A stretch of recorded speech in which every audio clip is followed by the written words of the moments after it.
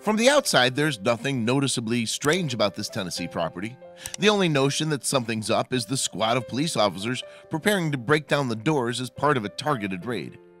As the lawmen enter, they realize they were right to be suspicious, but none could have predicted how intensive the reality of the situation could be.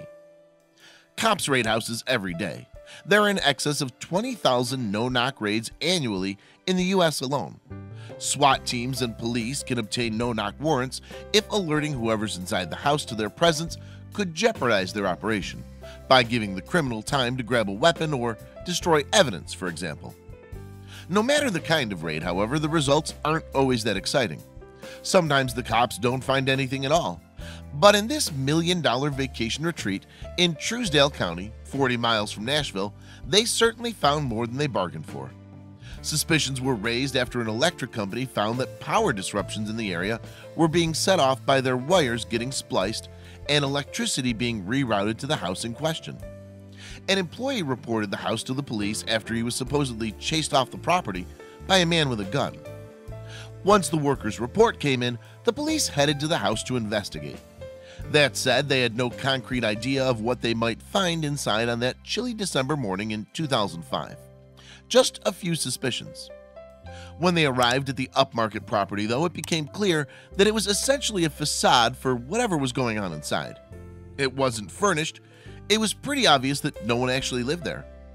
As they stormed inside, officers discovered a hidden passageway behind a chunky metal door. A short journey down the corridor then brought them to an underground cave where they made an incredible find. Hidden below the house was a massive pot farm. Moreover, the 250-foot cave that housed the farm had been converted into a living space complete with a bathroom, a kitchen, and an air conditioning unit. The cave contained almost 1,000 marijuana plants in total. Half were up to 6 feet tall. The rest were between 6 and 12 inches high.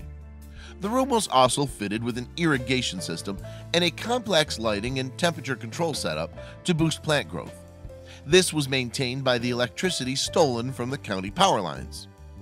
It's difficult to overstate the enormity of the cave's operation.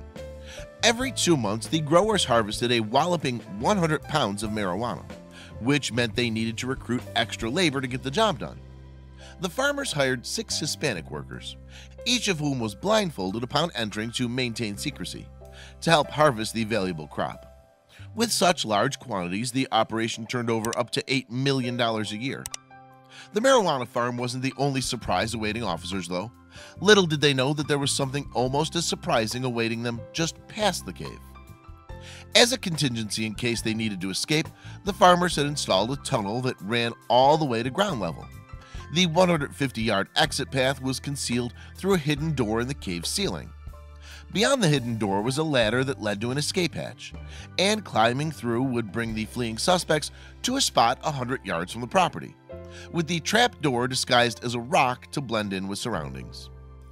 After the raid, 3 men were taken into custody: Brian Gibson and Greg Compton, the operation's day-to-day overseers, and Fred Strunk, its apparent mastermind. Strunk was arrested at his home in a wealthy Florida neighborhood. At the time of his arrest in 2005, 63-year-old Strunk reportedly had $50,000 cash in his possession. He apparently also had a minimum of 6 IDs detailing the names of his alter egos. In March 2006, Strunk pleaded guilty to charges of money laundering, theft, and growing marijuana. Moreover, he received concurrent 12 and 18-year sentences for the latter 2 crimes. Strunk was also ordered to repay the electric company $60,000. Almost 2 years after the raid, meanwhile, what was left of the property, which had been gutted by fire, was auctioned for $285,000, a price that included the 7-acre grounds. When the police turned up that day in December of 2005, nobody could have predicted the extent of the operation they'd find inside. It's amazing to think what was happening underneath an otherwise normal-looking house.